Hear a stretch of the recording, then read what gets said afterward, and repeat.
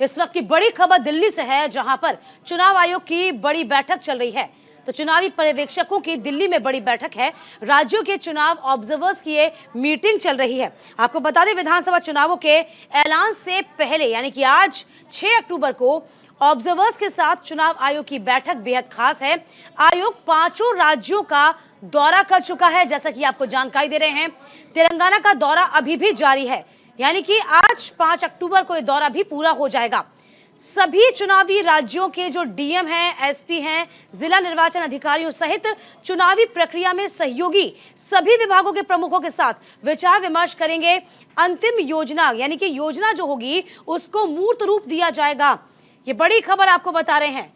तो 5 राज्यों में विधानसभा चुनावों की तैयारियों को तरतीब देने के मकसद से निर्वाचन आयोग आज दिल्ली में इन राज्यों के चुनाव ऑब्जर्वर्स की जो है, जितने भी ऑब्जर्वर्स हैं उनकी ये अहम मीटिंग है।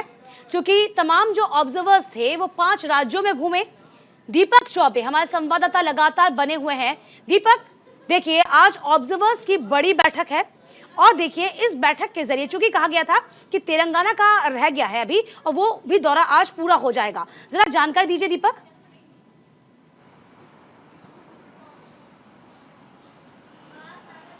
बिल्कुल दीपिका, अगर बात की जाए तो क्योंकि 5 राज्यों का था, हालांकि अभी तेलंगाना जो दौरा है वो चल रहा है, पर आज जो चर्चा होगी उसमें राजस्थान, मिजोरम, छत्तीसगढ़ और मध्य प्रदेश।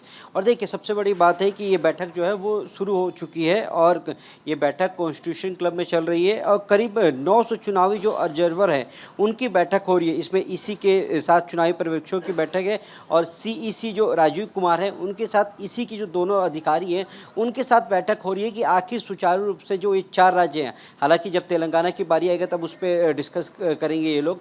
हालांकि 4 राज्यों की बात की जाए तो 4 राज्यों में किस तरीके से सुचारू रूप से चुनाव करवाया जाए, जो 900 अधिकारी आए उनसे उनको फीडबैक कैसे दिया जाए, जिस तरीके से डीएम, एसपी ये लोग आए हैं उनको किस तरीके से वहाँ सारी चीज़ें मुहैया कराया जाए। उसके बाद सबसे बड़ी जिम्मेदारी चुनाव आयोग की ये होती है कि घर से निकाल करके वोटिंग करवाना। हाँ। या और नए बूथ को लेकर या फिर मॉडिफाई बूथ को लेकर इन सब पर आज चर्चा होगी। और जिस तरीके से लगातार, क्योंकि अगर बात की जाए तो मिजोरम में तो 17 तारीख को ही वहाँ पे सरकार के जो आखिरी टाइम है वो ख़त्म हो रहा है और हो सकता है कि देखिए आज जब ये बैठक होगी तो उसके कुछ दिनों बाद ही चुनाव आयोग जो है वो 4 राज्यों में चुनाव की तारीखों की घोषणा भी कर सकता है। तो अभी जब बैठक चल रही है, बैठक के बाद निर्णय लेगी चुनाव आयोग की आखिर आगे और क्या क्या करना है, क्योंकि जिम्मेदारियाँ बहुत ज़्यादा बढ़ जाती है। क्योंकि वहाँ पे अगर बात की जाए केंद्र बल पहुँचाए जाते हैं, बहुत सारी जिम्मेदारी राज्य सरकार की जिम्मेदारी होती है, उसका मीटिंगों का दौर रहता है। घर पे अगर बात की जाए तो जो ऑब्जर्वर हैं वो जाते हैं, वो लोगों से बात करते हैं,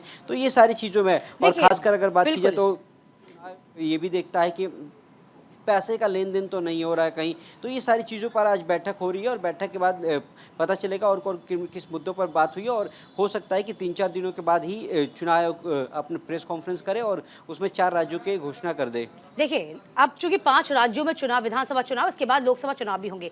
5 राज्यों में सबसे पहले पर्यवेक्षकों की बैठक बहुत खास इसलिए भी हो जाती है क्योंकि हमेशा चुनाव आयोग की कोशिश रहती है कि चुनावों को तरीके से संपन्न कराया जाए और जिस तरीके से आप भी बताए थे कि पैसे हैं लेन देन ना हो और बाहुबलियों का जो वर्चस्व रहता है वो कहीं ना कहीं कम हो। क्या इस बार कुछ अलग रणनीति तैयार की जाएगी आयोग के द्वारा, क्या माने?